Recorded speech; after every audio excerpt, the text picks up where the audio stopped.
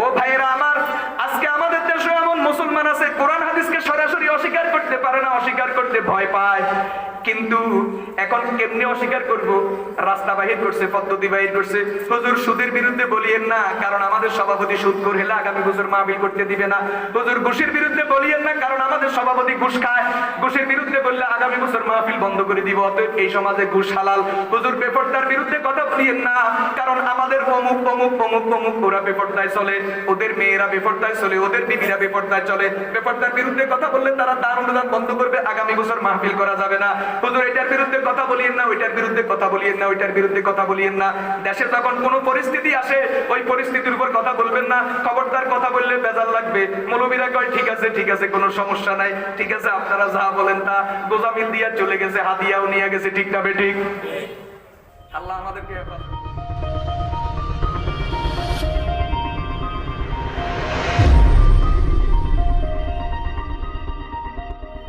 الحمد لله نحمده ونستعينه ونستغفره ونؤمن به ونتوكل عليه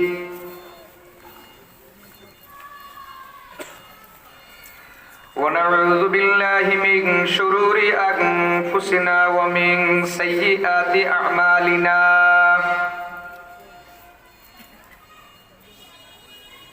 من يهد الله فلا مضل له ومن يضلله فلا هادي له ونشهد أن لا إله إلا الله وحده لا شريك له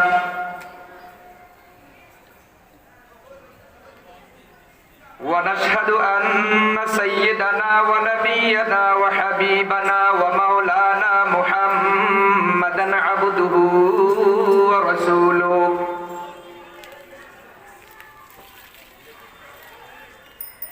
الذي أرسله الله تعالى إلى كافة الناس بشيرا ونذيرا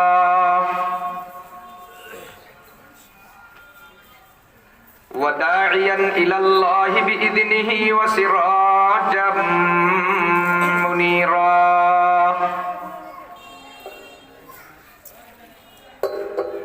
صلى الله تعالى عليه وعلى آله وأصحابه وسلم تسليما كثيرا كثيرا أما بعد فأعوذ بالله من الشيطان الرجيم بسم الله الرحمن الرحيم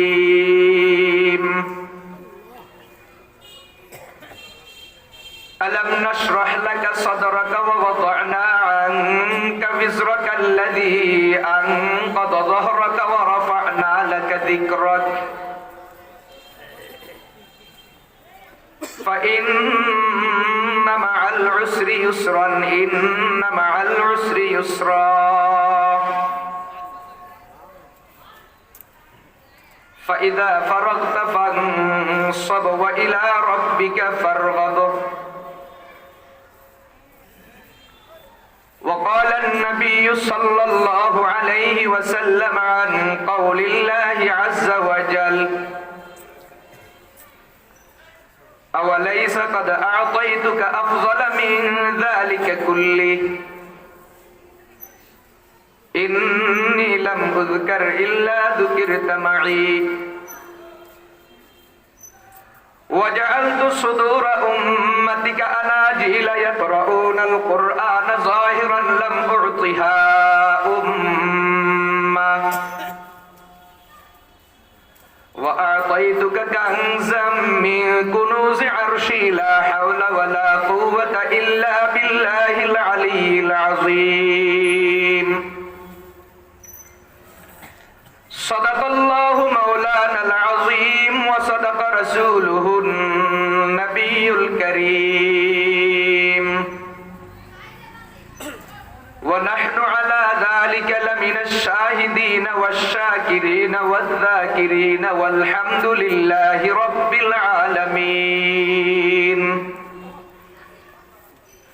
सब अपने बनाए हुए जिंदा में है महबूस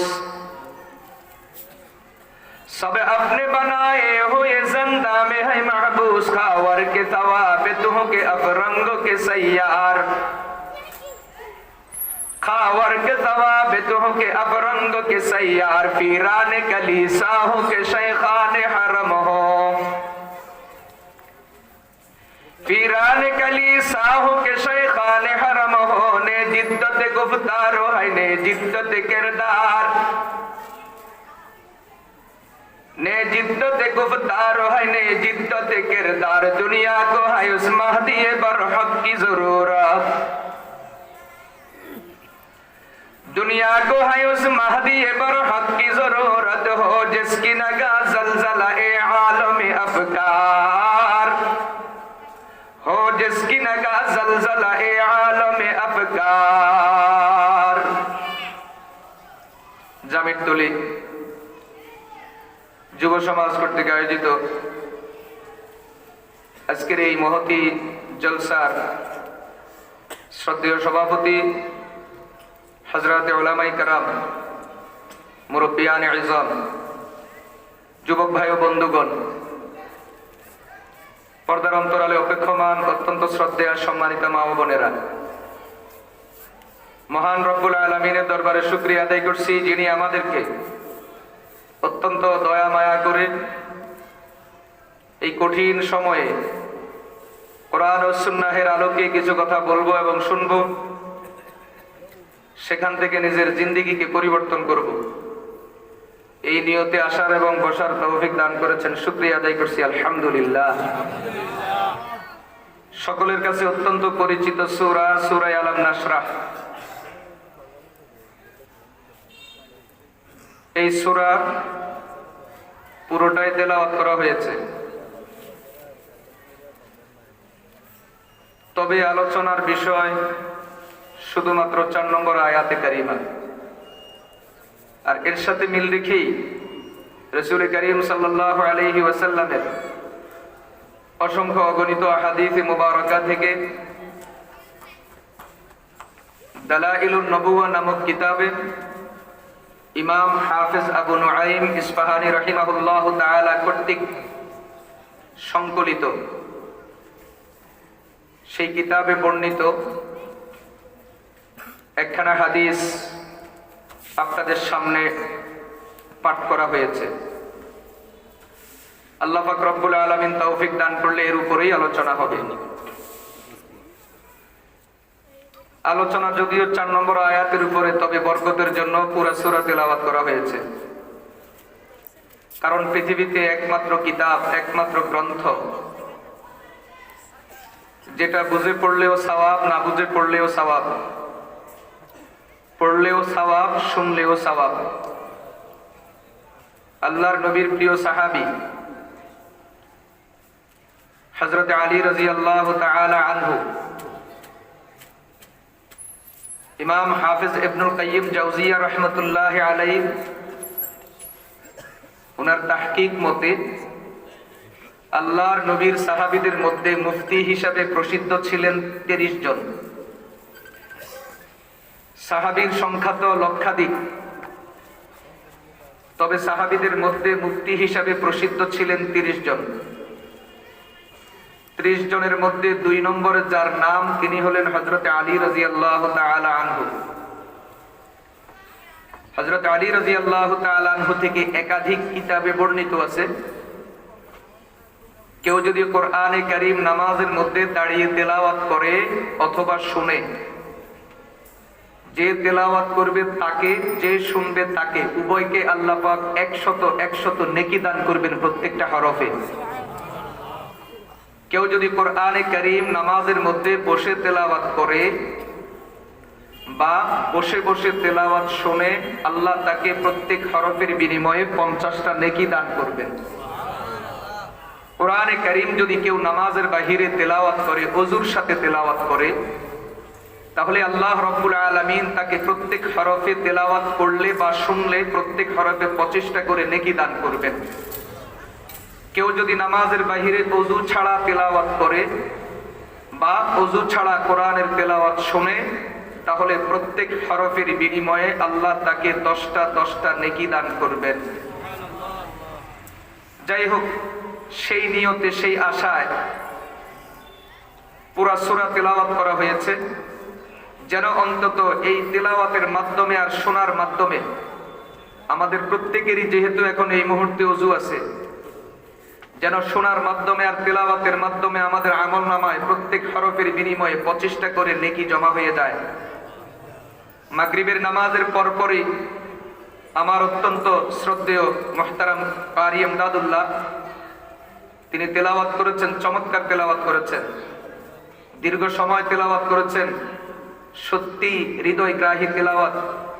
আল্লাহর কোরআনের তেলাওয়াত যে কত মজা, এটা এই জাতীয় কারীদের তেলাওয়াত না শুনলে বুঝে আসবে না। পৃথিবীতে একমাত্র কিতাব কোরআনে কারীম, সকল বই একবার দুইবার পড়লে মজা শেষ, আর পড়তে মনে চায় না।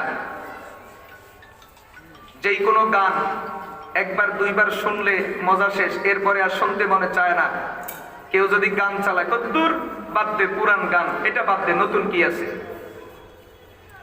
কিন্তু কোরআনে কারীম এমন এক কিতাব, 1450 বছর পর্যন্ত গোটা পৃথিবীতে এই কোরআনের তেলাওয়াত চলছে। আর সুনানে দারিমির বর্ণনা যদি আমরা সামনে আনি, তাহলে তো কোরআনে কারীমের তেলাওয়াত শুরু হয়েছে আসমান জমিন সৃষ্টির 1000 বছর পূর্ব থেকে।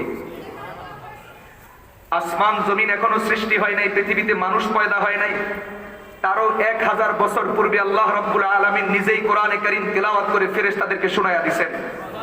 قال النبي صلى الله عليه وسلم إن الله قرأ طه وياسين على الملائكة قبل أن يخلق السماوات والأرض بألف عام। রাসূল বলেন, আল্লাহ পাক রব্বুল আলামিন আসমান জমিন সৃষ্টি করার 1000 বছর পূর্বে কোরআনে কারীমের বিশেষ সূরা সূরা ইয়াসিন এবং সূরা তাহা তেলাওয়াত করে ফেরেশতাদেরকে শোনায়া দিয়েছেন। মূলত কোরআনে কারীমের তেলাওয়াত সেখান থেকে শুরু হয়ে গেছে। আজকে কোটি কোটি বছর পর্যন্ত কোরআনের তেলাওয়াত হয়। বিশেষ করে আমাদের নবী দুনিয়াতে তাশরীফ আনার পর থেকে অব্যাহত গতিতে কোরআনের তেলাওয়াত চলছে। আল্লাহর কসম করে বলি, পৃথিবীতে কোনো ধর্মগ্রন্থ এত লম্বা সময় তেলাওয়াত হয় না, পৃথিবীতে কোনো ধর্মগ্রন্থের এত চর্চা হয় না, পৃথিবীতে কোনো ধর্মগ্রন্থের এত গবেষণা হয় না। আল্লাহর কোরআনের যেই গবেষণা আর চর্চা চলছে, আজকে গোটা পৃথিবীতে ধরেন 200 কোটি মানুষ, 250 কোটি মুসলমান আছে, সব বাদ দিলাম, অন্তত 50 কোটি মুসলমান তো নামাজ পড়ে। কি বলেন? 50 কোটি মুসলমান তো নামাজ পড়ে।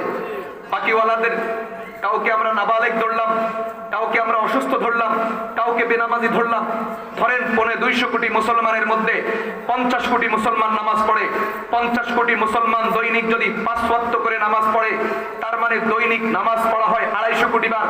প্রত্যেক রাকাতের মধ্যে যদি একবার করে সূরা ফাতিহা পড়া হয়, তাহলে দৈনিক শুধুমাত্র আল্লাহর কোরআন, এই নামাজের মাধ্যমে আল্লাহর কোরআনের সূরা ফাতিহা তেলাওয়াত হয় কয়েকশো কোটি বার। আজকে বাংলাদেশ বলেন, ভারত বলেন, পাকিস্তান বলেন, আমেরিকা বলেন, চীন বলেন, জার্মান বলেন, রাশিয়া বলেন, পৃথিবীর কোন অঞ্চলের আজ পর্যন্ত কোনো মানুষ বলে নাই, আরে সূরা ফাতিহা তো প্রতিদিন পড়ি, সূরা ফাতিহা তো প্রতিদিন শুনি, আজকে এই সূরা বাদ দিয়া অন্য সূরা তেলাওয়াত করো না। কি দরকার প্রতিদিন নামাজের মধ্যে প্রত্যেক রাকাতে আবশ্যকীয়ভাবে সূরা ফাতিহা তেলাওয়াত করতে হবে? আর কি সূরা নাই কোরআনে? সূরা ফাতিহা বাদ দিয়া চলো আমরা অন্য সূরা তেলাওয়াত করি। আজ পর্যন্ত এই কথা কেউ বলে নাই, কিয়ামত পর্যন্ত কেউ বলবে না। কারণ আল্লাহর কালাম এটা এমন এক মুজিজার কিতাব, এটা এমন এক বিশেষত্ব রাখে, এটা এমন এক মজার কিতাব, এই কিতাবের এমন এক শান, এটা যত পড়া হবে, যত হাজার কোটি বার পড়া হবে, যত লক্ষ কোটি বার পড়া হবে, এরপরেও আল্লাহর কালামের মজা শেষ হবে না। আল্লাহর কালামের মজা দিন দিন বাড়তেই থাকবে, বাড়তেই থাকবে, বাড়তেই থাকবে। ঠিক তবে ঠিক। হাদিসে পাকের মধ্যে আছে আল্লাহর কালামের বৈশিষ্ট্য, রাসূল নিজেই বলছেন, লা তানকাজি আজাইবুহু ওয়া লা তাখলিকু বিকাসরাতির রাদ্দি। আল্লাহর কালাম তো এমন এক কিতাব, গোটা পৃথিবীর সমস্ত মানুষ যদি আল্লাহর কালামের গবেষণায় লেগে যায়, আজকে পৃথিবীতে 700 কোটি মানুষ আছে, সামনে 7000 কোটি হবে অথবা 7 লক্ষ কোটি হবে। গোটা পৃথিবীর সমস্ত মানুষ যদি আল্লাহর কালামের গবেষণার ভিতরে যদি ডুব দেয়, এরপরেও আল্লাহর কালামের আশ্চর্য রহস্যবলী উদ্ঘাটন করা, শেষ করা পৃথিবীর মানুষের পক্ষে কিয়ামত পর্যন্ত সম্ভব হবে না। ওয়ালা তাখলিকু বিকাসরাতির রাদ্দি, এবং বারবার তেলাওয়াতের মাধ্যমেও আল্লাহর কালাম কখনো পুরাতন হয় না, মজা আর মজাই লাগে। বুঝে আসছে? বরং মজা তো এই জায়গাতে এক একজনের তেলাওয়াত করলে এক এক রকম লাগে। কারি সাহেব যখন মাগরিবের পরে তেলাওয়াত করতেছেন তখন আমার চোখে পানি টলমল করতেছে, আমি রোডে বসে বসে শুনতেছি। আল্লাহর কালামের তো আকর্ষণ, উনি তেলাওয়াত করে ওখানে আমার কানে আওয়াজ যায়, উনি আমার সামনে না, এরপরে আল্লাহর কালামের আকর্ষণে চোখের মধ্যে পানি টলমল করে। এটাই হলো ঈমানের পরিচয়, এটাই হলো আল্লাহর কালামের মজা আর আকর্ষণ। ঠিক না ঠিক? প্রিয় হাজিরিন, আলোচনার বিষয় 4 নম্বর আয়াত। আসলে পুরা সূরাটা এবং যে হাদিস শরীফ পাঠ করেছি হাদিস খানা, এটাকে যদি আমরা আমাদের দেশের ভাষায় বোঝাই তাহলে আয়াতের বক্তব্য হলো আল্লাহ রসুলকে খোঁটা দিছেন, আর হাদিসের বক্তব্য হলো রসুল আল্লাহকে খোঁটা দিছেন। এই সূরা আর আয়াতের বিষয়বস্তু খোঁটাখুটি। বিষয়বস্তু কি বলেন? বিষয়বস্তু কি? আমাদের গ্রামে খোঁটা দেওয়া আছে, একজন আরেকজনকে খোঁটা দেয়, আছে? আল্লাহ রসুলকে খোঁটা দিয়েছেন। এই সূরার মাধ্যমে আল্লাহ খোঁটা দেওয়া শুরু করছেন। আলাম নাশরাহ লাকা সাদরাক ওয়া ওয়াদা'না আনকা বিজরাক আল্লাযী আনকাযা যাহরাক ওয়া রাফা'না লাকা যিকরাক। খোঁটা দিয়েছেন। আলাম নাশরাহ লাকা সাদরাক, আমি কি আপনার বক্ষকে উন্মুক্ত করে দেই নাই, খুলে দেই নাই? ওয়া ওয়াদা'না আনকা বিজরাক আল্লাযী আনকাযা যাহরাক, এমন বোঝা যেটা আপনার পিঠকে, মেরুদণ্ডকে পাকা করে দিচ্ছে, আপনাকে অক্ষম করে দিচ্ছে। আমি কি সেই বোঝা আপনার থেকে সরাইয়া দেই নাই, সহজ করে দেই নাই? ওয়া রাফা'না লাকা যিকরাক, আমি কি আপনার আলোচনাকে, আপনার স্মরণকে, আপনার নামকে অনেক উপরে উঠাইয়া দেই নাই? খোঁটা, 3টা খোঁটা দিছে। কয়টা খোঁটা? সূরার মধ্যে আল্লাহ রসুলকে খোঁটা দিছেন, হাদিসের মধ্যে রসুল আল্লাহকে খোঁটা দিচ্ছে। আগে শুধু অনুবাদ শুনেন। রাসূল সাল্লাল্লাহু আলাইহি ওয়াসাল্লাম যেই খোঁটা আল্লাহকে দিবেন, হাদিসের বক্তব্য রাসূল 5 জন নবীর নাম উল্লেখ করছেন। আসলে 5 জন নবীর নাম উল্লেখের মাধ্যমে রাসূল সমস্ত নবীদেরকে বুঝাইয়া দিবেন। মূসা আলাইহিস সালামের নাম উল্লেখ করছেন, ঈসা আলাইহিস সালামের নাম উল্লেখ করছেন, ইব্রাহিম আলাইহিস সালামের নাম উল্লেখ করছেন, সুলাইমান আলাইহিস সালামের নাম উল্লেখ করছেন, দাউদ আলাইহিস সালামের নাম উল্লেখ করছেন। 5 জন নবীর নাম উল্লেখ করে রাসূল বলেন এদের এক একজনকে এক একটা দিয়েছেন, এই নবীকে এই দিয়েছেন, ওই নবীকে এই দিয়েছেন, ওই নবীকে এই দিয়েছেন। এরপরে যেটা খোঁটা সেটা হলো তো আমাকে কি দিয়েছেন? কে কাকে বলে? আল্লাহ রসুলকে খোঁটা দিলেন, এখন রসুল আল্লাহকে খোঁটা দিচ্ছেন যে আপনি তো এক এক নবীকে এক একটা দিছেন, তো আমাকে কি দিছেন? আমাকে এরকম মহব্বতের কথা তখন বলা যায়, এই জাতীয় কথা তখন বলা যায় যখন 2 জনের মাঝে সম্পর্কটা খুব গভীরে পৌঁছে। স্বামী আর স্ত্রী একজন আরেকজনের জন্য পাগল পারা। এমন সময় স্ত্রী যদি বলে বিয়ের আগে আমার কি সুন্দর চেহারা ছিল, কি সুন্দর চামড়া ছিল, তোমার বাড়িতে আসি সব শেষ, কি পাইছি তোমার বাড়িতে আসি। স্ত্রী হাসে, স্বামীও হাসে। তখন স্বামী হাসা হাসা বলে এই যে মাসে 50,000 60,000 কামাই, আমার গায়ে জামা, এটার দাম কত? এটার কষ্ট 100 টাকা। আর যা কামাই এই সব তো তোমার জন্য, তোমার জামা কাপড়, তোমার কসমেটিক, তোমার সাজ, তোমার এই সেই, তোমার খাওয়া দাওয়া, চিকিৎসা, সব তো তোমার জন্য। আমার যা আছে সবকিছুর মালিক তো তুমি। বলে কিনা? এই কথাটা স্বামী আর স্ত্রীর মাঝে কখন চলে? যখন 2 জনের সম্পর্কটা গভীরে পৌঁছে। কিন্তু যদি সম্পর্কটা গভীর না হয় আর স্ত্রী যদি স্বামীকে বলে তোমার বাড়িতে এসে কি পাইছি, তখন স্বামীর রাগ হইয়া বলবে বান্দির ঘরের বান্দি, আমার কতক্ষণ বাইর, তোরও তালাক, তোর মারও তালাক। কথা বলেন না কেন? বুঝতে হবে, বুঝতে হবে। আমাদের সাথে আল্লাহ রাব্বুল আলামিনের সাথে সম্পর্ক হলো বান্দির ঘরের বান্দির মতো। আমরা যদি এই জাতীয় কথা আল্লাহকে বলি তাহলে আমাদের ঈমান নিয়ে টানাটানি শুরু হয়ে যাবে। কিন্তু রাসূলের সাথে আল্লাহ পাকের সম্পর্কটা অত্যন্ত গভীরে গিয়ে পৌঁছে গেছে। এজন্য আল্লাহ রাসূলকে খোঁটা দেন, রাসূলও আল্লাহকে খোঁটা দেন। এই খোঁটা দেওয়ার মাধ্যমে কেউ কারো প্রতি নারাজ না, বরং আগের থেকে খুশি আরো বেড়ে গেছে। যেমন রাসূল করিম সাল্লাল্লাহু আলাইহি ওয়াসাল্লাম আল্লাহকে প্রশ্ন করলেন, আল্লাহ আপনি মূসা আলাইহিস সালামকে আপনার কালিম বানাইছেন, তার সাথে আপনি কথা বলেছেন, আরশে আজিম থেকে কথা শুরু হয়, জমিনে চলে কথা, দুই দিক থেকে কথাবার্তা চলে, প্রেমের আলাপ চলে। এক কিতাবের মধ্যে আছে মুসা আলাইহিস সালাম আল্লাহ পাকের সাথে তার নবুয়তের 80 কিংবা 90 বছরের মধ্যে আল্লাহ পাকের সাথে কথা বলেছেন 13,500 বার। কতবার? 13,500 বার কথা বলছেন মুসা আলাইহিস সালাম আল্লাহ পাকের সাথে। তাফসীরের কিতাবে লেখা আছে মুসা আলাইহিস সালাম যে আল্লাহর সাথে কথা বলছেন এটা শর্ত ছিল। কি ছিল? 4টা শর্ত। কয়টা শর্ত বলেন? কয়টা শর্ত? 4টা শর্ত ছিল মুসা আলাইহিস সালাম আল্লাহর সাথে যে কথা বলছেন। 1 নম্বর শর্ত, সময় নির্ধারিত, যে কোনো সময় বলা যাবে না। 2 নম্বর শর্ত, জায়গা নির্ধারিত, যে কোনো জায়গা থেকে কথা বলা যাবে না। 3 নম্বর শর্ত, অবস্থা নির্ধারিত, যে কোনো অবস্থায় বলা যাবে না। 4 নম্বর শর্ত, পরিমাণ নির্ধারিত, যা মনে চায় তা বলা যাবে না, যতটুকু পরিমাণ ঠিক করে দিব ততটুকু বলতে হবে। কয়টা শর্তের আলোকে কথা বলছেন? মুসা আলাইহিস সালাম আল্লাহ পাকের সাথে কথা বলছেন 4টা শর্তের আলোকে। কয় শর্তের আলোকে? 1 নম্বর শর্ত, যখন মনে চায় তখন বলা যাবে না, বলতে হবে রাতের বেলা। বলতে হবে কি? বলেন, বলতে হবে কি? কেন? আল্লাহ পাকের সাথে যোগাযোগ করার সবচেয়ে পারফেক্ট সময়, সবচেয়ে উপযুক্ত সময় হলো রাতের বেলা। এজন্য হাদিসে পাকের মধ্যে আছে আল্লাহর রাসূল সাল্লাল্লাহু আলাইহি ওয়াসাল্লাম বলেন, আশরাফু উম্মতি হামালাতুল কুরআনি ওয়া আসহাবুল লাইল। রাসূল বলেন, যারা রাতের বেলায় আল্লাহ পাকের সাথে প্রেমের খেলা খেলে, মানে তাহাজ্জুদ গুজার, যারা তাহাজ্জুদের নামাজ পড়ে, কোরআনের তেলাওয়াত করে, এরা আল্লাহ পাকের কাছে সবচেয়ে বেশি দামি হয়ে যায়। চুরি করতে রাতের বেলা সুবিধা, দিনের বেলা চুরি করলে চুরি মজা হয় না। রাতের বেলা চুরিটা বড় নিরাপদ চুরি, রাতের বেলা চুরি করতে বড় মজা। ঠিক তেমনি ভাবে দুনিয়াতে চুরি করতে হলে যেমন রাত লাগে, ঠিক আল্লাহ পাকের সাথে প্রেমের খেলা খেলতে হলে, আল্লাহ পাক থেকে প্রেম চুরি করতে হলে অবশ্যই তোমাকে রাত্রে জাগ্রত থাকতে হবে। এজন্য রাসূল বলছেন, আশরাফু উম্মতি হামালাতুল কুরআন ওয়া আসহাবুল লাইল। আমার উম্মতের মধ্যে আল্লাহর কাছে সবচেয়ে প্রিয় যারা, যারা হলো রাত্রে তাহাজ্জুদ আদায় করে, রাত্রে যারা জাগন থাকে, যারা শেষ রাত্রে আল্লাহর কাছে কান্নাকাটি করে, আল্লাহর কাছে ভিক্ষা চায়, যারা, এরাই হলো আল্লাহ পাকের সত্যিকার প্রেমিক, এরাই হলো আল্লাহর কাছে সবচেয়ে প্রিয়। বুঝা আসছে?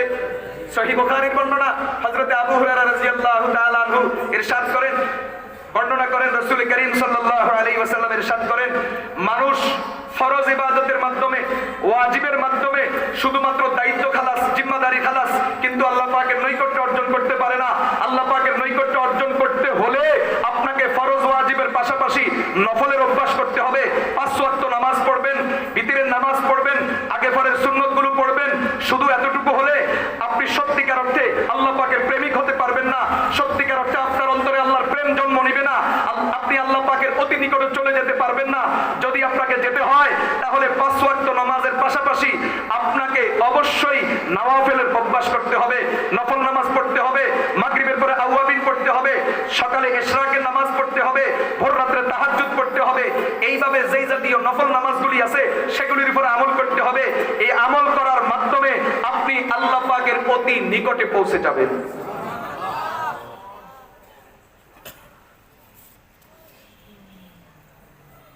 কি পরিমাণ নিকটে পৌঁছবেন? হযরত শেখ সাদি রহমতুল্লাহ আলাইহি বলেছেন, খাকি है मगर ताकत परवाज है हमको, खाकी है मगर ताकत परवाज है हमको, एक आने में उड़ जाते हैं हम अर्श बरी पर, एक आने में उड़ जाते हैं हम अर्श बरी पर। আপনি যদি নফল নামাজের মাধ্যমে, নফল ইবাদতের মাধ্যমে আল্লাহ পাকের দিকে যদি রাস্তা অতিক্রম করতে থাকেন, তো আপনি যদিও মাটির তৈরি, যদিও আপনি পড়ে আছেন এই মাটিতে, কিন্তু রূহানি ভাবে আপনার দিক থেকে আপনার বিচরণ হবে আল্লাহ পাকের আরশে। এই জন্য শুধু 5 ওয়াক্ত নামাজ নিয়ে বসে থাকলে হবে না, নফলের অভ্যাস করতে হবে। এই কথা তো ওদের জন্য বলা যারা 5 ওয়াক্তের ব্যাপারে ইহতিমাম করেন। যাদের 5 ওয়াক্তের খবর নাই ওদেরকে তাহাজ্জুদের ওয়াজ করা খামাখা। আল্লাহ আমাকে, আপনাকে, সকলকে আগে 5 ওয়াক্ত নামাজের ইহতিমাম করার তৌফিক দান করুন, আমিন বলেন। জীবনে কখনো আমরা নামাজ ছাড়বো না, আলোচনা পরে আসতেছে। নামাজ ছাড়লে কি পরিমাণ কমবক্ত আর বদবক্ত হয় এটা পরে আসতেছে। তো মুসা আলাইহিস সালাম আল্লাহর সাথে কথা বলতেন 4টা শর্ত দিয়া। 1 নম্বর শর্ত, সময় নির্ধারিত, রাতের বেলা। 2 নম্বর শর্ত, জায়গা নির্ধারিত, তুর পাহাড়, যেখানে সেখানে কথা বললে হবে না। 3 নম্বর শর্ত, অবস্থা নির্ধারিত, যে কোনো অবস্থায় বলা যাবে না। অবস্থা হলো জুতা খুলে আসতে হবে। আল্লাহ কোরআনে কারিমে নিজেই বলছেন, ফাখলা'না আলাইকা ইন্নাকা বিল ওয়াদিল মুকাদ্দাসি তুয়া, ও মুসা আমার সাথে কথা বলতে তুর পাহাড়ে আসবা, জুতা পায়ে রাখা যাবে না, জুতা খুলে আসবা। 4 নম্বর শর্ত, 4 নম্বর শর্ত, কথার পরিমাণ নির্ধারিত। আজকে আমি যেই পরিমাণ চাইবো এই পরিমাণ বলবা, যেটা বাকি থাকবে আগামী কালকে বলবা, আজকে আর বলতে পারবা না। কটা শর্ত? এভাবে 4টা শর্ত দিয়া মুসা আলাইহিস সালাম আল্লাহ পাকের সাথে জিন্দেগিতে কথা বলেছেন 13,500 বার। একদিন মুসা আলাইহিস সালাম কথা বলতে বলতে আল্লাহকে জিজ্ঞাসা করলেন, ইয়া রাব্বি তুকাল্লিমুনি ওয়া হাল তুকাল্লিমু আহাদান গায়রি। ওগো আল্লাহ, আপনি তো আমার সাথে কথা বলেন, আমার প্রশ্ন হলো আপনি কি আমার পরে আর কারোর সাথে কথা বলবেন? কে জিজ্ঞাসা করছে? মুসা আলাইহিস সালাম আল্লাহকে জিজ্ঞাসা করছেন, মালিক আপনি তো আমার সাথে কথা বলেন, কথা বলতেছেন, আমার জানার বিষয় হলো আপনি কি আমার পরে আর কারোর সাথে কথা বলবেন? আল্লাহ পাক রব্বুল আলামিন বলেন, মুসা এই প্রশ্নের জবাব পরে হবে, আগে আমি তোমাকে একটা প্রশ্ন করি, প্রশ্নের উত্তর দাও, তারপরে তোমার এই প্রশ্নের উত্তর হবে। প্রশ্নটা হলো, বলো তো দেখি আইনা আনা, আমি যে এখন তোমার সাথে কথা বলি, বলো তো আমি কোথায় আছি, কত দূর থেকে কথা বলি? মুসা আলাইহিস সালাতু ওয়াস সালাম চিন্তা করলেন, কিরে দুনিয়ার নেটওয়ার্কে ঝামেলা, সিমে ঝামেলা, ফোনে ঝামেলা, সেটে ঝামেলা, বাতাসে ঝামেলা, কানে ঝামেলা, ঠিক মতো কথা বোঝা যায় না, শোনা যায় না। মাত্র 200-400 কিলোমিটারের দূরত্ব, 50 কিলোমিটারের দূরত্ব, 2 কিলোমিটারের দূরত্ব, এরপরেও কত ঝামেলার কারণে কথা স্পষ্ট বোঝা যায় না। এই যে মালিক আমার সাথে কথা বলে, কত স্পষ্ট তার কথা আমি শুনি, তিনি আমার কথা শুনেন। তাফসীরে কুরতুবীর মধ্যে লেখা আছে, মুসা আলাইহিস সালামের সাথে যখন আল্লাহ পাকের কথাবার্তা শুরু হয়, মুসা আলাইহিস সালাম যেদিকেই তাকান, যেদিকেই কানকে একটু খেয়াল করেন, দেখেন যে ওই দিক থেকে কথার আওয়াজ আসে। ডান দিকে তাকান তো ডান দিক থেকে কথা শুরু হয়ে যায়, বাম দিকে তাকান তো বাম দিক থেকে কথা শুরু হয়ে যায়, সামনের দিকে তাকান তো সামনের থেকে কথা শুরু হয়ে যায়, পিছনে খেয়াল করেন তো পিছন থেকে কথা শুরু হয়ে যায়, উপরের দিকে খেয়াল করেন তো উপরের থেকে কথা শুরু হয়ে যায়। যেই দিকে খেয়াল করেন চতুর্দিক থেকে শুধু মালিকের কথার আওয়াজ মুসা আলাইহিস সালামের কানে পৌঁছতে থাকে। এজন্য মুসা আলাইহিস সালাতু ওয়াস সালাম বললেন, ইয়া রাব্বি, আমার কাছে তো মনে হয় যেইভাবে আপনি আমার সাথে কথা বলেন আর আমি যেইভাবে আপনার কথা শুনি, আমার মনে হয় আনতা ফাওকাল জাবাল, আপনি পাহাড়ের উপরে আছেন আর আমি পাহাড়ের নিচে আছি, এখানে আমাদের কথাবার্তা চলছে। আল্লাহ পাক রব্বুল আলামিন বললেন, না না মুসা, মুসা এখানে নয়, এখানে নয়, এখানে নয়, এখানে নয়, বাইনি ওয়া বাইনাকা 70,000 হিজাব, কুল্লু হিজাবিন আলফা সানা ওয়া আনা ওয়ারা আল হিজাব। জানো মুসা, তোমার সাথে আমার সাথে দূরত্ব কতটুকু? তোমার মাঝে আর আমার মাঝে 70,000 নূরের পর্দার ব্যবধান, এক একটা পর্দার দূরত্ব হলো 1000 বছরের রাস্তা। ওয়া আনা ওয়ারা আল হিজাব, আমি সেই পর্দার আড়াল থেকে তোমার সাথে কথা বলি। ভাইয়ার দোস্ত বুজুর্গ, তিরমিজি শরীফের বর্ণনা, মিশকাতের বাবুল মাসাজিদের ভিতরে হাদিস আসছে, মসজিদের ফজিলতের অধ্যায়ে হাদিস আসছে, একদিন হযরত জিবরাইল আলাইহিস সালাতু ওয়াস সালাম অনেক বেশি আনন্দিত, খুশি, রাসূলের দরবারে উপস্থিত। জিবরাইল খুব খুশি। রাসূল জিজ্ঞাসা করলেন, জিবরাইল এত আনন্দিত, এত খুশি কেন?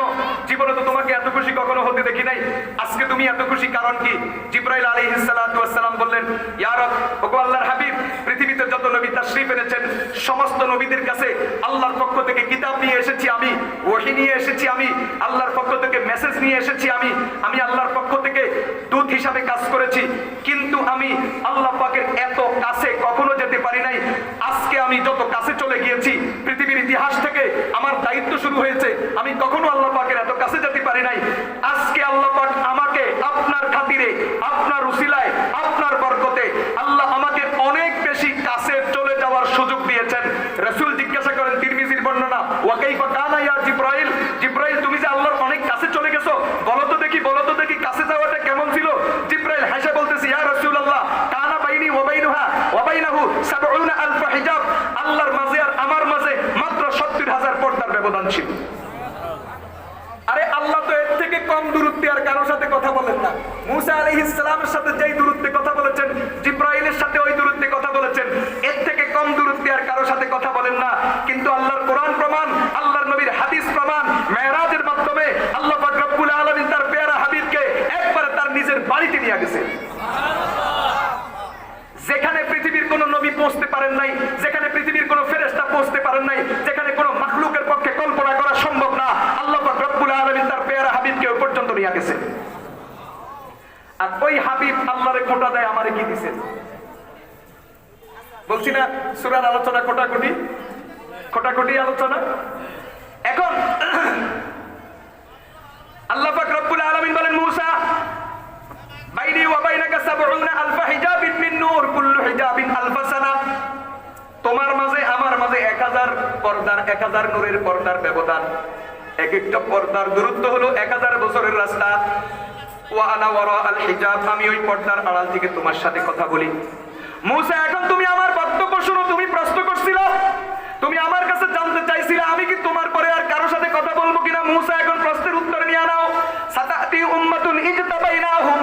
উকাল্লিমুহুম লাইসা বাইনি ওয়া বাইনাহুম হিজাব। মূসা, অচিরেই এমন একটা জাতি আসবে, এমন একটা উম্মত আসবে, ইজতাবাইনাহুম, যাদেরকে আমি সমস্ত মানুষ থেকে বাছাই কইরা কইরা লইছি। সাতাতি উম্মাতুন ইজতাবাইনাহুম, আল্লাহ পাক যেই শব্দ নবী রাসূলদের জন্য ব্যবহার করেছেন, ওই শব্দ আল্লাহ পাক রব্বুল আলামিন এই উম্মতের জন্য ব্যবহার করেছেন। আল্লাহ পাক রব্বুল আলামিন পবিত্র কালামের মধ্যে বলেন, আল্লাহু ইয়াসতাফি মিনাল মালাইকাতি রুসুলান ওয়া মিনান নাস। মানুষের মধ্যে কারা নবী হবে, কারা রাসূল হবে, এটা কেউ চেষ্টা করলে পায় না, দোয়া দিয়া পায় না, তাদবীর করলে পারবে না, এটা কারো পক্ষে অর্জন করা সম্ভব নয়। কে নবী হবে, কে রাসূল হবে, এটা আমি আল্লাহ বিশেষভাবে নির্বাচন করি। যাকে আমি নির্বাচন করি সে নবী আর রাসূল হয়। আল্লাহ পাক রব্বুল আলামিন বলেন, গোটা পৃথিবীতে যত মানুষ কিয়ামত পর্যন্ত আসবে, সমস্ত মানুষের রূহগুলোকে আমি একসাথে করেছি, একসাথে পয়দা করেছি, সৃষ্টি করেছি। সৃষ্টি করার পরে আমি ওখান থেকে দুইটা নির্বাচন নিয়েছি। এক নির্বাচনে কিছু মানুষকে আমি নবী বানাইয়া দিছি, আরেক নির্বাচনে কিছু মানুষকে আমি আবার মুহাম্মদের উম্মত বানাইয়া দিছি। নির্বাচন কয়টা? আমাদের দেশে নির্বাচনের শেষ নাই। জাতীয় নির্বাচন, উপনির্বাচন, এরপরে আপনার ইউনিয়ন পরিষদ নির্বাচন, উপজেলা নির্বাচন, জেলা নির্বাচন, এমপি নির্বাচন, মন্ত্রী নির্বাচন, সর্বশেষ রাষ্ট্রপতি নির্বাচন।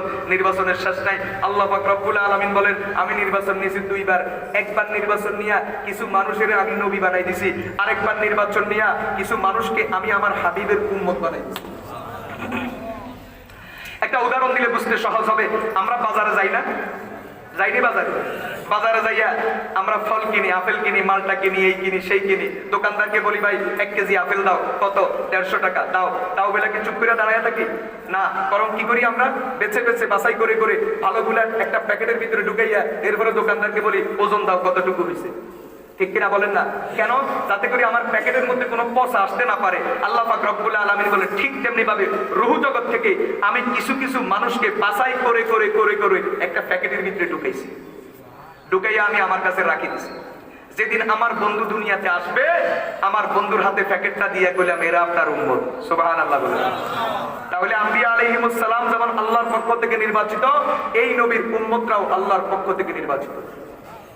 এজন্য সুনানে বাইহাকির বর্ণনা, হযরত আব্দুল্লাহ ইবনে মাসউদ রাদিয়াল্লাহু তাআলা আনহুমা আল্লাহর নবীর সাহাবীদের শান বয়ান করতে গিয়ে তিনি বলেন, মান কানা মুস্তান্নান ফালিয়াস্তান্না বিমান কদ মাত ফা ইন্নাল হাইয়া লা তুকমানু আলাইহিল ফিতনা উলাইকা আসহাবু মুহাম্মাদিন সাল্লাল্লাহু আলাইহি ওয়াসাল্লাম কানু আবাররা হাদিহিল উম্মাহ কানু আফসালা হাদিহিল উম্মাহ আবাররাহা কুলুবান ওয়া আ'মাকাহা ইলমা ওয়া আকাল্লাহা তাকাল্লুফা ইখতারাহুমুল্লাহু লিসুহবাতি নাবিয়্যিহি ওয়া লিইকামাতি দীনিহি ফারিফু লাহুম ফাজলাহুম وتمسكوا بما استطعتم من هديهم وسيرهم واخلاقهم فانهم كانوا على الهدى المستقيم। হযরত আব্দুল্লাহ ইবনে মাসউদ রাদিয়াল্লাহু তাআলা আনহু বলেন, ও ভাইরা আমার, তোমরা যদি কাউকে অনুসরণ করতে চাও, কাউকে যদি তোমরা তোমাদের রাহনুমা বানাইতে চাও, কাউকে যদি তোমরা তোমাদের আইকন বানাইতে চাও, তো আল্লাহর নবীর সাহাবীদেরকে ফলো করো, আল্লাহর নবীর সাহাবীদেরকে দেখো। কেন? কেন? এরা নিজেরা কেউ সাহাবী হতে পারে নাই, নিজ যোগ্যতায় হতে পারে নাই, বরং আল্লাহ পাক রব্বুল আলামিন তাদেরকে বিশেষভাবে মনোনীত করেছেন তার নবীর সাহাবী হওয়ার জন্য। অতএব যদি তোমরা অনুসরণ করতে হয়, তাদেরকে অনুসরণ করতে হবে। ইলমের দিক থেকে, তাকওয়ার দিক থেকে, ফরজগারির দিক থেকে, আল্লাহ ভীরু হওয়ার দিক থেকে, সার্বিক দিক থেকে এরা উম্মতের শ্রেষ্ঠ জাতি। সুবহানাল্লাহ। বুঝা আসছে? এখান থেকে একটা কথা স্পষ্ট বলি, আগে আমাদেরকে বলা হয়েছে বলা যাবে না, এজন্য আমরাও বলবো না। এক সময় আয়োজক কমিটি আমাদেরকে বলতো, হুজুর কোরআন হাদিসের বাইরে বলিয়েন না, কোরআন হাদিস থেকে বলিয়েন। খেয়াল ছিল কোরআন হাদিস থেকে বললে আর আমাদের বিরুদ্ধে যাবে না। যুবক ভাইরা মনে কষ্ট নিবেন না, এটা বোঝার জন্য বলি, দুনিয়ার বাস্তবতা। খেয়াল ছিল কোরআন হাদিস থেকে বললে আর আমাদের বিরুদ্ধে, মতের বিরুদ্ধে, দলের বিরুদ্ধে যাবে না। এখন দেখে যে বড় মুশকিল, কোরআন হাদিস থেকে বললেও যায়, দলের বিরুদ্ধে যায়, মতের বিরুদ্ধে যায়। বেশি লাগে না, তাফসীর করা লাগে না, শুধু কোরআন শরীফের অনুবাদ করলে, হাদিস শরীফের অনুবাদ করলেও গায়ে লাগে। এজন্য এখন শর্ত দেয়, হুজুর এই বিষয়ে কথা বলবেন না, এই বিষয়ে কথা বলবেন না, এই বিষয়ে কথা বলবেন না। এজন্য আমরাও বাস আপনাদের কথা মানি মানি ওয়াজ করি। পরিণতি কি দাঁড়াবে? একদিন পৃথিবী থেকে ইসলাম দাফন হয়ে যাবে। ঠিক না বেঠি? যেইভাবে শর্ত দেওয়া শুরু হয়েছে, একটা কথা খেয়াল রাখবেন, গ্রামে একটা প্রবাদ আছে, মাথার পাকনা চুল বাসা শুরু করলে পুরা মাথায় আর চুল থাকবে না, একদিন দেখবেন যে মাথা খালি হইয়া গেছে। ঠিক না বেঠি? আরে আরে কথা বুঝেন নাই? চমৎকার একটা কথা মনে আসছে, বলতাম নেই। আরবে রুমি রহমতুল্লাহ আলাইহি ওনার কিতাবের মধ্যে লিখছেন, এক লোক এক চিত্রকরের কাছে গেছে, ট্যাটুওয়ালার কাছে গেছে, যে আমার গায়ের মধ্যে, পিঠের মধ্যে একটা বাঘের ছবি আঁকা দাও, তাহলে আমি বাহাদুর হইয়া যাব। আছে না? আমাদের দেশে ওই শিল্প আছে, যুবক পোলাপান এখানে ডিজাইন, ওখানে ডিজাইন, ওখানে ডিজাইন। স্পষ্ট কথা, এটা কোরআন হাদিসের দৃষ্টিতে হারাম। কেমন হারাম? লানতের কাজ। আল্লাহর লানত, নবীর লানত, সাহাবীদের লানত, তাবেঈদের লানত। এই কাজ যারা করবে, ট্যাটু যারা আঁকবে, ট্যাটু যারা গ্রহণ করবে, এই ব্যবসা যারা করে, এই কাজ যারা গ্রহণ করে, প্রত্যেকের উপরে আল্লাহ পাকের লানত, আল্লাহর নবীরও লানত। যুবক ভাইরা সাবধান, যৌবনের তাড়নায়, ফ্যাশনের নামে আল্লাহর নাফরমানি করবেন, জীবনটা অন্ধকার হবে। তো এক যুবক গেছে ট্যাটুওয়ালার কাছে, যে আমার পিঠের উপরে একটা বাঘের ডিজাইন করে দাও। তো ট্যাটুওয়ালা ডিজাইন করার নিয়ম কি ছিল? সুই, বড় সুইকে আগুনের মধ্যে গরম করে এরপরে চামড়ার মধ্যে অঙ্কন করতো। তো ট্যাটুওয়ালা সুই গরম করছে, পিঠের উপরে বসাইছে। বলেন এখন কেমন লাগে? মজা লাগে? কেমন লাগে? ব্যথা শুরু হয়েছে নি? জ্বলা শুরু হয়েছে নি? তো ওহ করে চিৎকার করে উঠছে, চিৎকার করে বলে, ভাই চিত্রকর ট্যাটুওয়ালা, কি আঁকতেছো? তো বাঘের মাত্র লেজ আঁকতেছি। আচ্ছা, লেজ ছাড়া কি বাঘ হয় না?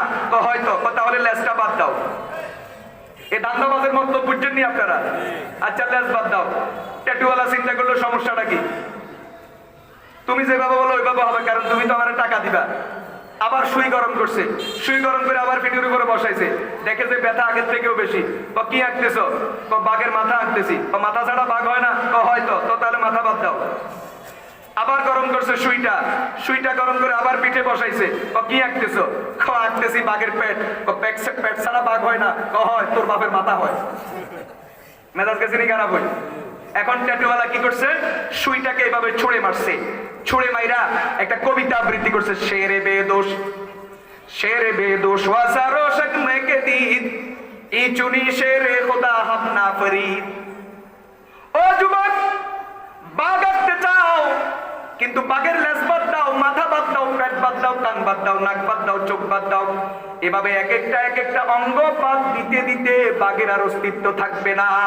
বুঝা গেছে তুমি আসলে বাঘের ডিজাইন করতে আসো নাই, তুমি মতলববাজ, তুমি ধান্দাবাজ। এই জন্য ওই চিত্রকর রাগ কইরা তার আর পিঠের উপরে বাঘের ছবি অঙ্কন করে দেয় নাই। ও ভাইয়েরা আমার, আজকে আমাদের দেশে এমন মুসলমান আছে কোরআন হাদিসকে সরাসরি অস্বীকার করতে পারে না, অস্বীকার করতে ভয় পায়। কিন্তু এখন কেমনে অস্বীকার করব? রাস্তা বাহির করছে, পদ্ধতি বাহির করছে। হুজুর সুদের বিরুদ্ধে বলিয়েন না, কারণ আমাদের সভাপতি সুদখোর হলে আগামী বছর মাহফিল করতে দিবে না। হুজুর ঘুষের বিরুদ্ধে বলিয়েন না, কারণ আমাদের সভাপতি ঘুষ খায়। ঘুষের বিরুদ্ধে বললে আগামী বছর মাহফিল বন্ধ করে দিব, অতএব এই সমাজে ঘুষ হালাল। হুজুর বেপরদার বিরুদ্ধে কথা বলিয়েন না, কারণ আমাদের অমুক অমুক অমুক অমুক ওরা বেপরদায় চলে, ওদের মেয়েরা বেপরদায় চলে, ওদের বিবিরা বেপরদায় চলে। বেপরদার বিরুদ্ধে কথা বললে তারা দান অনুদান বন্ধ করবে, আগামী বছর মাহফিল করা যাবে না। হুজুর এটার বিরুদ্ধে কথা বলিয়েন না, ওইটার বিরুদ্ধে কথা বলিয়েন না, ওইটার বিরুদ্ধে কথা বলিয়েন না। দেশে যখন কোনো পরিস্থিতি আসে ওই পরিস্থিতির উপর কথা বলবেন না, খবরদার। কথা বললে বেজার লাগবে। মৌলবীরা কয় ঠিক আছে, ঠিক আছে, কোনো সমস্যা নাই, ঠিক আছে, আপনারা যা বলেন তা। গোজামিল দিয়া চলে গেছে, হাদিয়াও নিয়ে গেছে, ঠিক না বেঠিক? আল্লাহ আমাদেরকে হেফাজত করুন। এটা যুবক ভাইদেরকে বলছি, ওনাদের মনে আঘাত দেওয়ার জন্য নয়, ওনাদেরকে কষ্ট দেওয়ার জন্য নয়। এটা আজকে সমাজের বাস্তবতা, এটাই বাস্তব চিত্র। যেখানে যায় শর্ত, হুজুর এ বিষয়ে কথা বলা যাবে না, এ বিষয়ে কথা বলা যাবে না। আমিও বলবো না, নিয়ত করছি, কারণ ঈমান গেলে আপনার যাবে, জাহান্নামে গেলে আপনি যাবেন। আমার কি সমস্যা? আমার কি কোনো ঠেকা আছে? বলেন, বলেন, কোনো ঠেকা আছে? আপনি জাহান্নামে গেলে আমার কি লাভ আছে? আর আপনি জান্নাতে গেলে আমার কি লস আছে? আপনি জান্নাতে গেলে কি আমার ভাগে জান্নাত কিছু কম পড়বে? আর আপনি কি জাহান্নামে গেলে আপনারটা কি আমি ভাগে পাবো? না না না, কোনো সমস্যা নাই, কোনো সমস্যা নাই। জান্নাত আপনি আপনার আমল দ্বারা ঠিক করবেন, জাহান্নাম আপনি আপনার আমল দ্বারা ঠিক করবেন। আপনার হিসাব আপনাকে দিতে হবে, আপনার কবর আপনার, আপনার হাসর আপনার। আপনাকে নিয়ে কোনো মাথা ব্যথা নাই। শুধুমাত্র ঈমানের খাতিরে, ঈমানি দায়িত্বের খাতিরে আপনাদেরকে জাহান্নাম থেকে বাঁচানোর জন্য উম্মতের উলামায়ে কেরাম জীবন বাজি রেখে হক কথা বলে। যখন হক কথা আপনাদের পছন্দ হয় না, তো আমরা নিয়ত করেছি আর বলবো না। আপনারাই ঠিক করেন আপনাদের কি ঠিকানা, জান্নাত হবে না জাহান্নাম হবে, ঠিক না বেঠিক? আল্লাহ বুঝার তৌফিক দান করুন। যুবক ভাইরা আমাদেরকে যে এই কথাটা বলে, চাপে পইরা বলে, কারণ সমাজের পক্ষ থেকে চাপ থাকে, খবরদার এমন হুজুর দাওয়াত দিও না যে হুজুরের কারণে মাঠ উত্তপ্ত হবে, মানুষের ভিতরে কিছু হবে, সেটা হবে, ওইটা হবে। এখন যুবক ভাইরা কি করবে? চিন্তা করে মাহফিল বন্ধ করে দিলে তো পুরাই শেষ। থাক, অন্তত আমরা কোন রকম বাইলে বাইলে মাহফিলটা শেষ করি, ঠিক না বেঠিক? ভাই, এইভাবে সমাজের পরিবর্তন আসবে না, এইভাবে আমাদের হেদায়েত নসিব হবে না, ঈমান তাজা হবে না। আল্লাহ পাক আমাদেরকে সহিহ কথাগুলো বুঝার, মানার এবং সাহসের সাথে বলার তৌফিক দান করুন। যে কথা বলতেছিলাম মুসা আলাইহিস সালাতু ওয়াস সালামের সাথে আল্লাহ পাকের কথা, তো আল্লাহ বলেন, ও মুসা সাতাতি উম্মাতুন ইজতাবাইনাহুম, অচিরেই এমন জাতি আসবে, এমন এক উম্মত আসবে যাদেরকে আমি নির্বাচন করে রেখেছি, যাদেরকে আমি আমার বন্ধুর উম্মত বানানোর জন্য নির্বাচন করেছি। উকাল্লিমুহুম লাইসা বাইনি ওয়া বাইনাহুম হিজাব, তাদের সাথে যখন আমার কথা শুরু হবে তখন তাদের মাঝে আর আমার মাঝে কোনো আড়াল থাকবে না, কোনো পর্দা থাকবে না। মুসা আলাইহিস সালাতু ওয়াস সালাম জিজ্ঞাসা করলেন, ও মালিক, তাহলে মাতা তুকাল্লিমুহুম, তাদের সাথে আপনি কথা বলবেন কখন? আমি জানতে চাই। আল্লাহ পাক রব্বুল আলামিন জবাব দিলেন, ইযহুম ইয়াসজুদুন আই ইউসাল্লুন, যখন তারা নামাজে দাঁড়ায় যাবে, নামাজ শুরু করবে, তখন তাদের সাথে আমার কথাবার্তা শুরু হবে। সহিহ বুখারীর বর্ণনা, রাসূল করিম সাল্লাল্লাহু আলাইহি ওয়াসাল্লাম ইরশাদ করেছেন, যখন আল্লাহর বান্দারা নামাজে দাঁড়ায়া যায়, আরে নামাজ তো পড়ে, ঘটনা তো আরো পিছন থেকে শুরু। আদম আলাইহিস সালামকে হযরত জিবরিল আলাইহিস সালাতু ওয়াস সালাম ওযু করা শিক্ষা দিলেন। আদম আলাইহিস সালাম ওযু বানাইতেছে, আর জিবরাইল আদমকে জিজ্ঞাসা করে, ও আদম, আল্লাহর পয়গম্বর, এই যে আপনি যে ওযু করতেছেন, এমন এক উম্মত আসবে যারা ওযু করলে শরীর থেকে যতগুলা পানির ফোঁটা গড়াবে, প্রত্যেক ফোঁটার বিনিময়ে আল্লাহ পাক রব্বুল আলামিন তাদের একটা একটা গুনাহ মাফ করবেন, আর তাদের আমলনামার মধ্যে একটা একটা নেকি লিখে দিবেন। সহিহ মুসলিমের বর্ণনা। এই জন্য রাসূল করিম সাল্লাল্লাহু আলাইহি ওয়াসাল্লাম বলেন, আমার কোন কোন উম্মতের ওযু তো এত সুন্দর হবে যে ওযুর কারণে তার সমস্ত গুনাহ মাফ, এখন সামনে যা করবে সবকিছুর দ্বারা কেবলমাত্র তার মর্তবা বৃদ্ধি হতে থাকবে। বুঝা আসছে? এরপরে ওযু করার পরে যখন আপনি বাসা থেকে রওনা হবেন, এখানে একটা কথা বলি, আমরা অনেকে আছি মসজিদের ঘাটে এসে ওযু করি। কোথায় এসে ওযু করি? মসজিদের ঘাটে, মসজিদের ওযুখানায় এসে ওযু করি। এটা জায়েজ আছে, কিন্তু সওয়াব থেকে বঞ্চিত হবেন, সওয়াব থেকে বঞ্চিত হবেন। আপনি যদি বাড়ি থেকে ওযু করে মসজিদে রওনা হন, তো আল্লাহর নবী বলেন, প্রত্যেকটা কদমের বিনিময়ে আপনার গুনাহ মাফ হবে, আর আমলনামার মধ্যে নেকি লেখা হবে। এজন্য আমরা আজ থেকে সকলেই ইনশাআল্লাহ বাড়িঘর থেকে ওযু করে মসজিদে আসতে চেষ্টা করব। মসজিদে এসে আমরা ওযু করব না, এতে মসজিদের পয়সাও বাঁচবে, আর আমার আমলনামার মধ্যে নেকিও বেশি জমা হবে। ঠিক না বেটি? তো যাই হোক, বান্দা যখন নামাজে দাঁড়ায় যায়, আর নামাজে দাঁড়ায় যখন তেলাওয়াত করতে শুরু করে, আলহামদুলিল্লাহি রাব্বিল আলামিন, আল্লাহু আযজা ওয়া জাল্লা হামিদানি আবদি, আল্লাহ পাক রব্বুল আলামিন ফেরেশতাদেরকে ডাক দিয়ে বলে, দেখো আমার বান্দা কত চমৎকার আমার প্রশংসা করেছে। বান্দা যখন বলে আর রহমানির রহিম, আল্লাহু আযজা ওয়া জাল্লা আতনা আলাইয়া আবদি, দেখো আমার বান্দা কি সুন্দর আমার গুণাবলী বয়ান করে। ওয়া ইযা ক্বালা মালিক ইয়াউমিদ্দিন, আল্লাহু আযজা ওয়া জাল্লা মাজ্জাদানি আবদি, বান্দা যখন মালিক ইয়াউমিদ্দিন বলে, তখন আল্লাহ পাক বলেন বান্দা আমার বড়ত্ব বয়ান করে। যখন বান্দা বলে ইয়াকা না'বুদু ওয়া ইয়াকা নাস্তাঈন, তখন আল্লাহ পাক বলেন হাযা বাইনি ওয়া বাইনা আবদি ওয়া লিআবদি মা সাআল। এই আয়াত অর্ধেক আমার জন্য, অর্ধেক আমার বান্দার জন্য। ইয়াকা না'বুদু আমার জন্য, ইয়াকা নাস্তাঈন বান্দার জন্য। অর্ধেক আমার, অর্ধেক আমার বান্দার।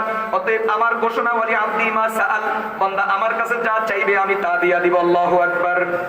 এখনো নামাজ মাত্র শুরু হয়েছে, সূরা ফাতিহা মাত্র অর্ধেক পড়ছেন, আল্লাহ আগেই আপনাকে ওয়াদা দিয়া বসে আছে, আমি তোমার উপর এত খুশি, তুমি আমার কাছে যা চাইবা তা পাইবা।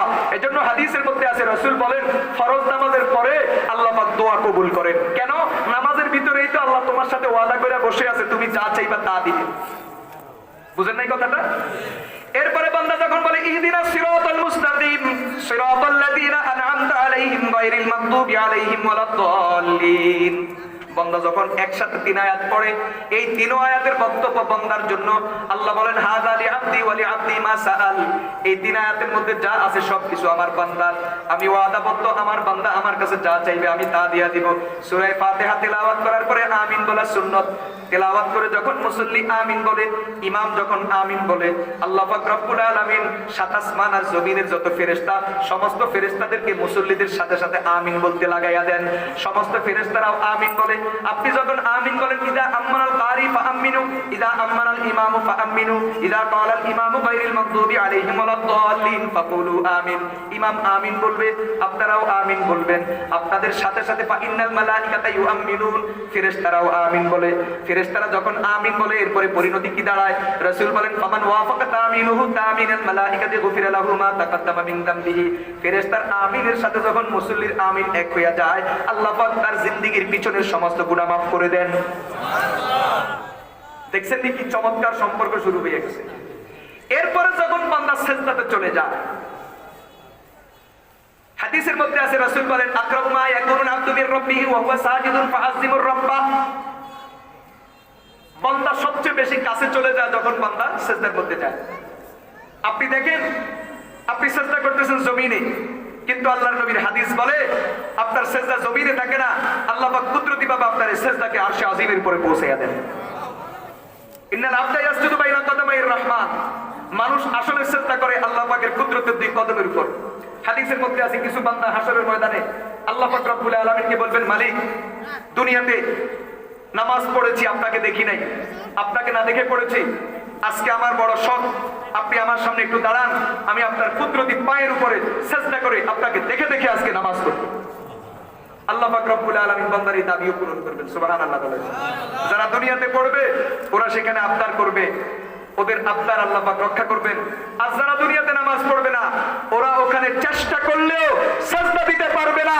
সিজদা দিতে গেলে উল্টো তারা বিপরীত দিক থেকে চিত হয়ে তারা পড়ে যাবে, আল্লাহ তাদেরকে সিজদা থেকে বঞ্চিত করে দিবেন। তো বলছিলাম, বান্দা যখন সিজদার মধ্যে যায়, সিজদার মধ্যে তাসবিহ বলা সুন্নাত। সুবহান রাব্বিয়াল আ'লা, তিনটা শব্দ, সুবহান রাব্বি আল আ'লা, তিনটা মিলে একটা তাসবিহ হয়। কমপক্ষে 3 বার বলা সুন্নাত, 5 বার 7 বার বলা আরো বেশি সুন্নাত, আরো বেশি সওয়াব, কোনো অসুবিধা নাই। আল্লাহর নবীর সাহাবী হযরত আব্দুল্লাহ ইবনে মাসউদ রাদিয়াল্লাহু তাআলা আনহু বলেন, আল্লাহর রাসূল তো কখনো কখনো যখন নামাজে দাঁড়াইতেন, নামাজে যখন সিজদা যাইতেন, সিজদাতে কখনো কখনো আল্লাহর নবী 10 বার 11 বার পর্যন্ত তাসবিহ পড়তেন। কারণ এটার ভিতরে মজা আর মজা। এটা তো ছিল বাহিরের নামাজ। আর রাসূল যখন ঘরে গিয়ে রাত্রে যখন তাহাজ্জুদে দাঁড়াইতেন, আম্মাজান হযরত আয়েশা সিদ্দিকা বলেন, রাসূল সিজদায় গিয়ে এত লম্বা সময় পড়ে থাকতেন, এত লম্বা সময় তাসবিহ পড়তেন, সুবহান রাব্বিয়াল আ'লা, সুবহান রাব্বিয়াল আ'লা পড়তেছেন পড়তেছেন পড়তেছেন 10 বার 20 বার 30 বার এক একটা সিজদার মধ্যে পড়তেছেন পড়তেছেন। আম্মাজান আয়েশা বলেন, মাঝে মাঝে আমার ভয় হইতো, না জানি সিজদাত গেছে আর রাসূলের ইন্তেকাল হইয়া গেছে। তো আমি এটা বুঝার জন্য আমি রাসূলের পায়ের পাতার উপরে এইভাবে মেসেজ করতাম, এইভাবে আমি হাতকে ডলতাম। আমার উদ্দেশ্য হলো রাসূল কোন সিজদায় গিয়া মৃত্যুবরণ করেছেন কিনা, দুনিয়া থেকে বিদায় নিয়ে গেছেন কিনা, নাকি রাসূল জিন্দা আছেন, সিজদার কথা ভুলে গেছেন। এইভাবে কিছুক্ষণ মেসেজ করার পরে আল্লাহর নবী সিজদা থেকে মাথা তুলতেন। এক সিজদার মধ্যে 30 বার 20 বার 50 বার পর্যন্ত আল্লাহ পাকের তাসবিহ বয়ান করতেন। ও মুসলমান, আজকে আমরা বড় বড় কুপাল, বড় হতভাগা, আমরা সিজদায় গেলে 2 বার 3 বার বেশি বলতে পারি না। অনেকে তো আছে 3 বার বলারও সময় হয় না, 2 বার বলারও সময় হয় না। কোন রকম একটা ঠোকর দিয়া, মুরগির মতো ঠোকর দিয়া আবার আমরা মাথাটা তুলে আবার দাঁড়ায় যাই। রুকু না করতে করতে সিজদা শেষ, সিজদা না করতে করতে বৈঠক শেষ, বৈঠক না করতে করতে 4 রাকাত শেষ। এমন মুসল্লিও আছে আপনার 1 রাকাতের সাথে তার 4 রাকাত শেষ হইয়া যায়। ঠিক না বেঠিক? এটাও এক ধরনের নামাজ। আর আল্লাহর নবীর নামাজও নামাজ। এত দীর্ঘ সিজদা করতেন, সাহাবীদের ভয় হতো না জানি রাসূলের কোনো ইন্তেকাল হয়ে গেছে। এজন্য রাসূলের পায়ের পাতার মধ্যে ওনারা হাত মেসেজ করতেন রাসূলকে একটু জাগ্রত করার জন্য, সিজদা থেকে মাথাটা রাসূল তুলেন কিনা এটার অপেক্ষায় থাকতেন। এত ছিল রাসূলের নামাজ। যারা নামাজের মধ্যে মজা পাবে তাদের নামাজ তো এমন হবে, আর যারা নামাজের মধ্যে মজা পাবে না তাদের শুধু শরীর দিয়া জ্বালা পোড়া কত তাড়াতাড়ি নামাজ শেষ করা যায়। ইমামের কেরাত যদি লম্বা হয়, ওই ইমামের পিছনে আর নামাজ পড়তে চায় না। ইমামের বয়ান যদি লম্বা হয়, ওই ইমামের পিছনে আর আসতে চায় না, নামাজ পড়তে চায় না। এমন মতলব বাজার ধান্দাবাজ মুসল্লি দিন দিন আমাদের সমাজে বেড়েই চলছে। আল্লাহ পাকের প্রিয় বান্দা যারা, উলামায়ে কেরাম যারা, মুহাক্কিক আলেম যারা, তারা বলেন নামাজের বাহিরে যাদের চোখ যত বেশি হেফাজত হবে, নামাজের মধ্যে তাদের তত বেশি মজা লাগবে। আর যারা নামাজের বাহিরে চোখকে যত নাজায়েজ কাজে ব্যবহার করবেন, বেপরদা নারীর ছবি দেখবে, উলঙ্গ নারীর ছবি দেখবে, পরনারীর ছবি দেখবে, নাটক দেখবে, সিনেমা দেখবে, ছায়াছবি দেখবে, সরাসরি দেখবে, ফটোর মাধ্যমে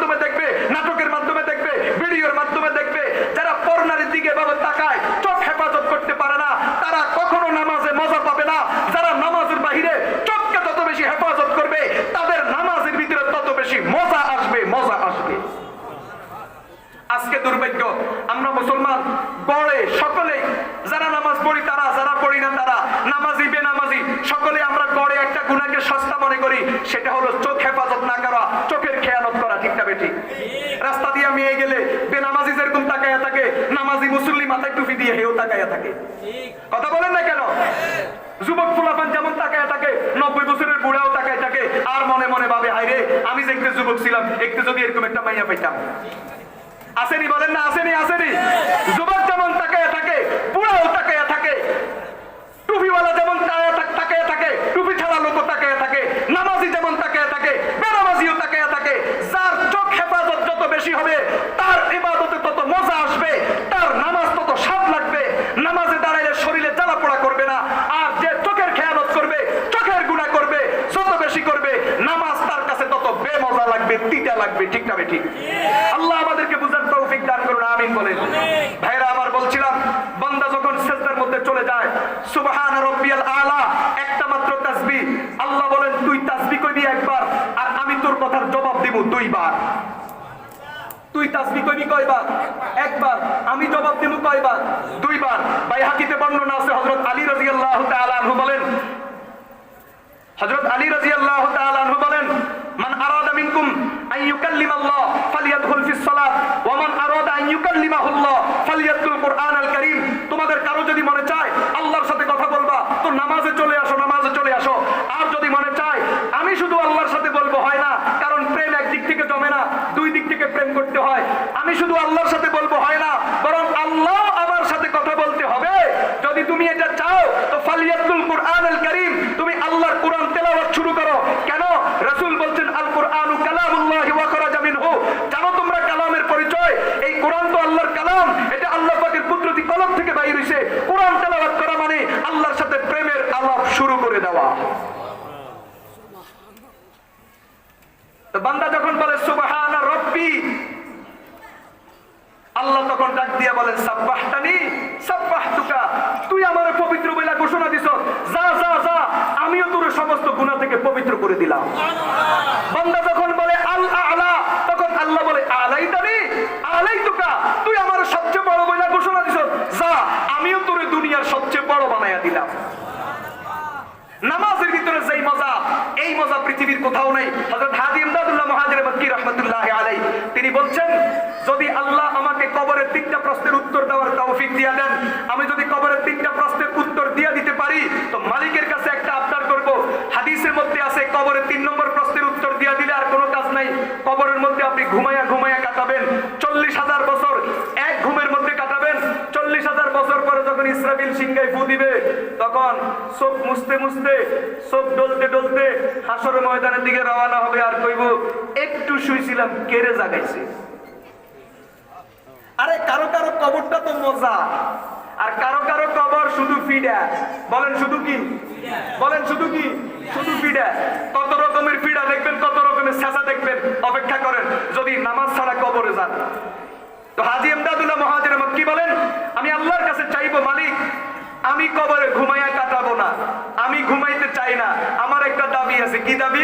আপনার আরশের নিচে আমাকে একটা জায়নামাজ বিছানোর সুযোগ দিবেন, আমি ওখানে দাঁড়াইয়া দাঁড়াইয়া কবরের হায়াতটা নামাজের মাধ্যমে কাটাইয়া দিব। কথা বুঝে আসছে? তো বলছিলাম বান্দার সাথে এইভাবে কথাবার্তা শুরু হয়ে যায়। ইমাম সুয়ুতী রাহমাতুল্লাহি আলাইহি ওনার তাফসীরের মধ্যে লিখছেন, আল্লাহ পাক রব্বুল আলামিন পৃথিবীতে প্রত্যেক নবীকে শ্রেষ্ঠ হাদিয়া দিয়েছেন নামাজ। কি? এক এক নবীকে এক একটা হাদিয়া দিয়েছেন।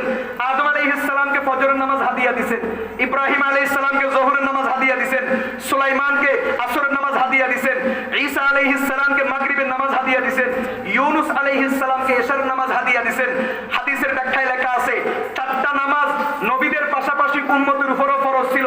এশারের নামাজ শুধু আল্লাহ নবীর উপরে ফরজ করছেন, উম্মতের জন্য ফরজ করেন নাই। এজন্য হাদিসের মধ্যে নাসাইর বর্ণনা, হাদিসের মধ্যে আছে, মিশকাতেও আছে হাদিস খানা।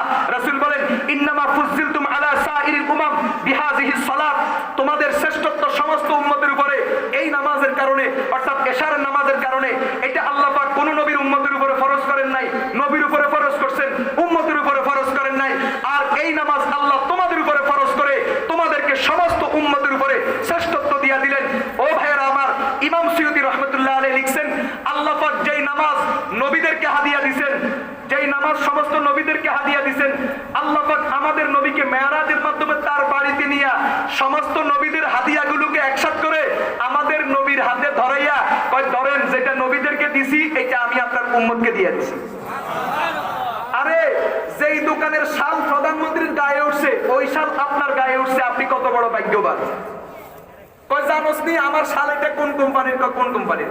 এই কোম্পানির শাল আমেরিকার প্রেসিডেন্ট কি নাম জো বাইডেন সে পরে, এই কোম্পানির শাল বাংলাদেশের মাননীয় প্রধানমন্ত্রী পরে, আমি এই কোম্পানির শাল কিনি গায়ে দিছি, নিজেরে নিজে বড় গর্বিত মনে হয়। ঠিক না বেঠিক? ঠিক তেমনি ভাবে আল্লাহ আমাদেরকে সমস্ত উম্মতের উপরে মর্যাদাবান করেছেন এই সালাতের মাধ্যমে, নামাজের মাধ্যমে। যেটা আল্লাহ সমস্ত নবীকে হাদিয়া দিয়েছেন ওইটা আল্লাহ আমাদেরকে হাদিয়া দিয়েছেন। এর থেকে শ্রেষ্ঠ কোনো ইবাদত আর হতে পারে না। এজন্য আব্দুল কাদের জিলানী রহমতুল্লাহ আলাইহি, নাম শুনছেন না? উনি বলছে যারা নামাজ পড়ে না এরা কেমন। বলবো? বললে যুবকদের মনে কষ্ট আসবে। মনে কষ্ট আসলেও বলি, আপনারা কুকুর চিনেন? কুকুর ভালো না খারাপ? কি খায়? গু খায়। কার গু? মানুষের গু। নিজের গু খাইতে দেখছেন কোনোদিন? কুত্তা জীবনে নিজের গু খায় না। যদি বিশ্বাস না হয় ওই যে যারা ইন্টারনেট সার্চ দেন ওখানে ঢুকে পাইতেন। কুত্তা মানুষের গু খায়, নিজের গু খায় না। ইমাম কামালউদ্দিন তামিরি হানাফি উনি এখানেও একটা হিকমত লিখছেন। তো আল্লাহর কাছে মানুষের দাম এত বেশি যে মানুষের পায়খানাটাও কোনো না কোনো মাখলুকের খাবার। কথা বলেন? নাহলে কুত্তা আর কারো পায়খানা খায় না, মানুষের পায়খানা খায় কেন? অন্য কোনো জানোয়ারের পায়খানা খাবে না, কুত্তা মানুষের পায়খানা খায়। তার মানে আল্লাহর কাছে মানুষ এত দামি, মানুষের নাজাসতে গলিজা নাপাক এই পায়খানা এটাও আরেকটা মাখলুকের খাবার। তো কুত্তা মানুষের পায়খানা খায়, নিজের পায়খানা নিজে খায় না, এত ব্যাককল না সে। আরেকটা প্রাণী আছে, এই প্রাণীটা কুকুর থেকেও কয়েক গুণ বেশি আঘাত। সে মানুষের পায়খানাও খায়, নিজের পায়খানাও খায়। বলেন তো তার কি নাম? সঠিক জবাব, ধন্যবাদ। কুকুর নিজের পায়খানা নিজে খায় না, মানুষের পায়খানা খায়। শুকর মানুষের পায়খানাও খায়, নিজের পায়খানাও নিজে খায়। অত্যন্ত নিকৃষ্ট একটা প্রাণী। আব্দুল কাদের জিলানী রহমতুল্লাহ আলাইহি বলেন, শুকর প্রতিদিন ঘুম থেকে উঠার পরে আল্লাহর কাছে দোয়া করে, আল্লাহ আমার নজর যেন কোনো বেনামাজির উপরে না পড়ে, কারণ বেনামাজি আমার থেকেও নিকৃষ্ট। সে তোমার সমস্ত নিয়ামত ভোগ করছে কিন্তু সে তোমাকে সাজদা করে নাই, তোমাকে নারাজ করছে। আমি তো তোমার নিয়ামত ভোগ করে আমি কখনো তোমার নারাজ করি না। বেনামাজির শুকরেও বেনামাজি বলে গালি দেয়। জমিন মাঝে মাঝে আল্লাহর কাছে দরখাস্ত করে, আল্লাহ আমার একটু সুযোগ দেন। কি সুযোগ? আমার মনে হয় কিছু মানুষের আমার ফ্যাডি ভিতরে ঢুকে ফেলায়। তাফসিরে কুরতুবির মধ্যে লেখা আছে স্পষ্ট কথা, তাফসিরে কুরতুবির বর্ণনা, হযরত আলী রাদিয়াল্লাহু তাআলা আনহু বলেন, এই জমিনের একটা বৈশিষ্ট্য আছে, মাটির বৈশিষ্ট্য কি? মাটির উপরে যত কিছু আছে মাটি চাইলে সবকিছুকে তার পেটের মধ্যে হজম করতে পারে।